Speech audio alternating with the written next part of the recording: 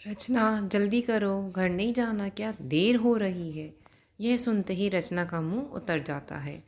रवि फिर से आवाज़ लगाता है कि कितनी देर और लगेगी।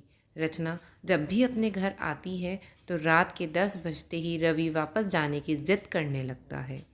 रचना की 2 बहनें और भाभियां भी हैं। वो एक संयुक्त परिवार की बेटी है जहाँ चाचा ताऊ सब साथ में रहते हैं।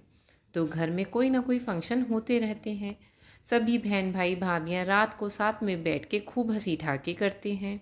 और यह सब रचना बहुत मिस करती है, क्योंकि जब से उसकी शादी हुई है वो एक भी रात अपने मायके में नहीं रुकी है।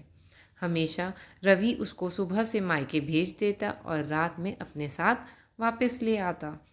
रचना ससुराल चली जाती है। अगली सुबह उसके चेहरे की उदासी देखकर उसकी सासू माँ को बहुत बुरा लगता है। वह अपने बेटे को समझाती है कि वो एक दिन तो रचना को अपने मायके रहने देता।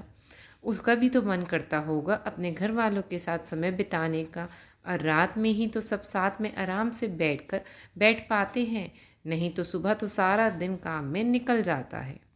रवि बोला, माँ अब आप मत शुरू हो सुबह सुबह।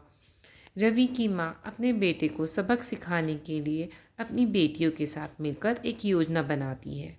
रवि की दोनों बहनें पूजा के लिए अपने मायके आती हैं। शाम होते ही रवि के जीजा जी वापस जाने की जिद पकड़ लेते हैं, तो दोनों बहनें अपना बैग उठाकर चलने लगती हैं। रवि को यह सब अच्छा नहीं लगता और वो बोलता है, जीजा जी दीदी को आज रात रुकने दो, अभी तक तो हम साथ में बैठकर बात भी नहीं कर पाए। तभी जीजा जी बोले, रवि तुम कौन सा रचना को उसके मायके रुकने देते हो? उसके भी तो भाई बहन भाभी सब लोग हैं। उनका कितना मन करता होगा कि कभी तो रचना भी वहाँ रात को रुके। यह सब अपने साथ होता देखकर और सुनकर रवि को अपनी गलती का एहसास होता है और वो कहता है कि आज आप सबने मेरी आंखें खोल दी। रवि रचना के पास जाकर उससे माफ़ी मांगता है और कहता है, आज के बाद तुम्हें जब भी रुकना हो अपने मायके रुक सकती हो। दोनों बहनें अपना बैग वापस अंदर रख आती हैं और अपनी माँ को देखकर मुस्कुराती हैं। रवि और रचना दोनों समझ जाते हैं कि यह सब माँ के कहने पे हुआ है, ताकि रवि को अपनी गलती का एहसास हो।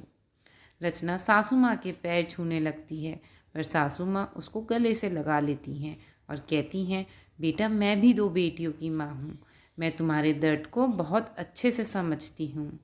तुम मेरी बहू नहीं, बेटी हो।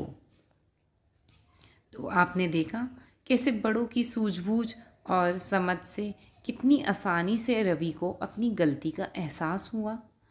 पति पत्नी को हमेशा एक दूसरे को समझना चाहिए और एक दूसरे की इच्छाओं का मान रखना चाहिए। धन्यवाद।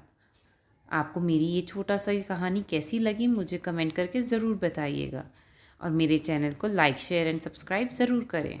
धन्यवाद।